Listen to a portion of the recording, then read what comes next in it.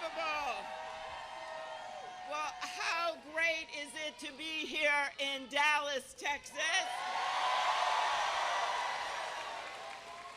And how great it is to be here with my family, John and Abigail, and with Vice President Biden. And how wonderful it is to be standing next to him on a stage when it isn't the debate stage. So I actually, as you all know, announced my campaign for president in the middle of a Minnesota blizzard, just so I could impress everyone in Texas, and in particular, everyone in Dallas. So we didn't let the snow stop us. We didn't let the cold stop us. We did continue through that speech because that's what we do in the heartland. We made a little in this campaign, in my campaign, go a long way. And our homegrown campaign with a tremendous staff that stuck together from the beginning and volunteers every way beat the odds. And that got me up here right now on this stage in Dallas. And the most amazing thing was getting to know so many people across the country. And I know the Vice President knows this as well.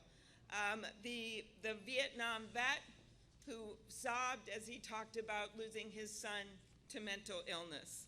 The rancher who had voted for Donald Trump, but after he saw him give a speech in front of that sacred wall with the CIA stars of those that lost their lives in the line of duty, decided he wasn't going to do it again. The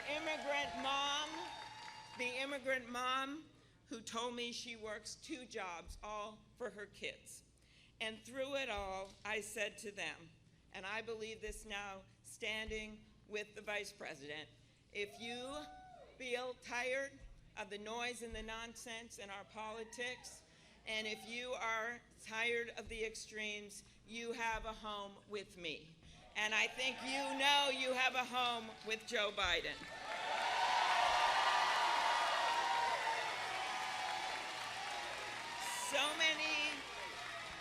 So many people joined us, supported us as we carried forward with this simple but fundamental message, and that it is time for Americans to join hands instead of pointing fingers. It is time to turn back the division and the hate and the exclusion and the bitterness. And it is time to work together, to lift up those who are left out and to bring people with us instead of shoving them away. I believe, and it's the reason I'm up here, that we are never going to out-divide the divider in chief. We must, as Americans, dream bigger than that. We have to be better than that. Because if we spend the next 4 months dividing our party and going at each other, we will spend the next 4 years watching Donald Trump tear apart this country.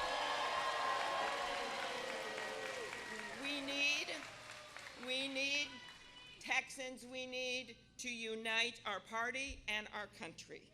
And to do it, not just with our words, but with our actions.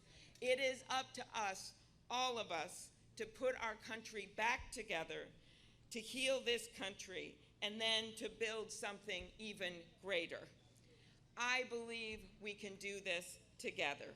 And that is why today I am ending my campaign and endorsing Joe Biden for president.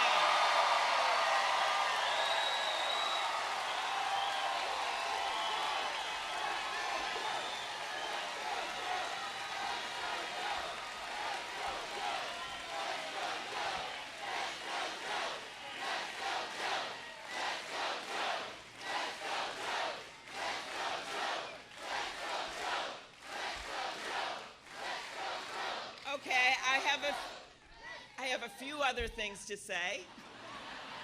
Joe Biden has dedicated his life to fighting for people. Not for the rich and the powerful, but for the mom, for the farmer, for the dreamer, for the builder, for the veteran. He can bring our country together and build that coalition of our fired up Democratic base, and it is fired up, as well as independents and moderate Republicans, because we do not, in our party, want to just eke by a victory. We want to win big, and Joe Biden can do that. As you know from all the work he has done, that he will not just govern with his head, he's got a lot of good ideas, but he will also govern with his heart. And I know that you know here in this big state of Texas that the heart of this country is bigger than the heart of the guy in the White House. It is time, America, for a president that understands that service is not about self-interest. It is about sacrifice. It is time for a president that represents all of America, including people in the middle of this country, at a time when we see people in extremes that are trying to drown out people. And most of all, it is time, and this is what I feel so strongly about, it is time for a president that will bring decency and dignity back to the White House.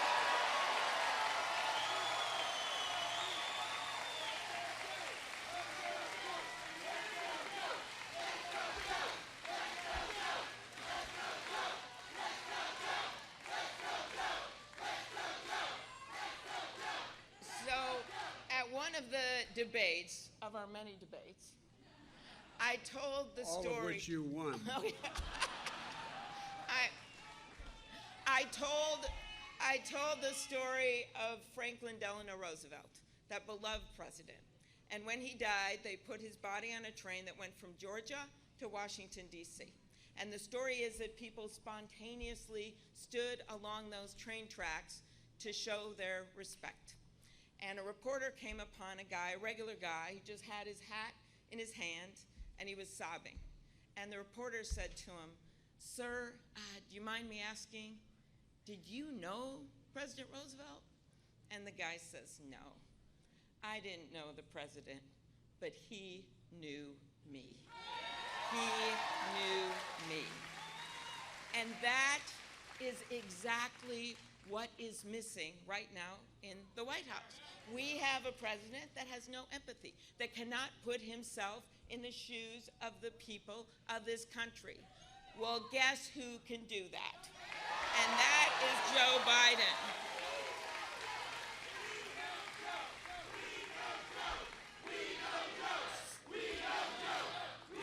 So, if you out there are trying to figure out how you stretch your paycheck to pay for your rent or your mortgage, or someone in your family is, you know Joe knows you, and he will fight for you. If you are someone trying to decide how do you pay for the long-term care for your parents and the child care or the college for your kids, Joe knows you, and he will fight for you. And if you are trying to figure out how am I going to fill that prescription for insulin or some other prescription drug or fill my refrigerator, Joe knows you, and he will fight for you. So I cannot think of a better way to end my campaign than joining his. Because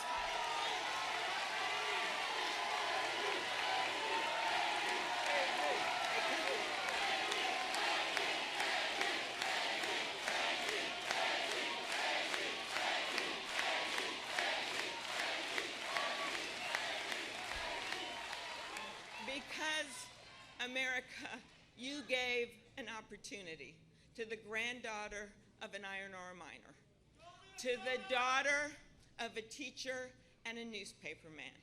You gave me, Minnesota, the opportunity to be the first woman elected to the U.S. Senate from the state of Minnesota.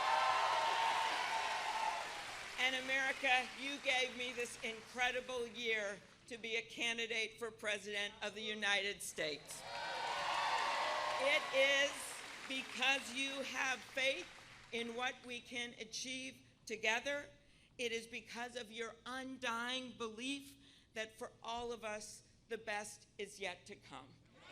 So, before I turn it over to our next president, I want to remind you of something really practical.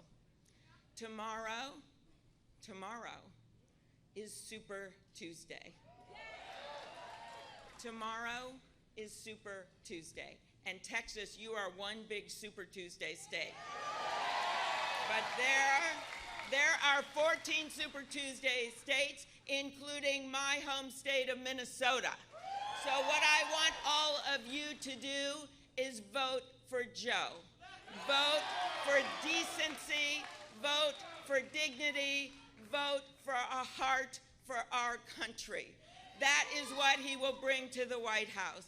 And with that, I give you the next President of the United States, Joe Biden.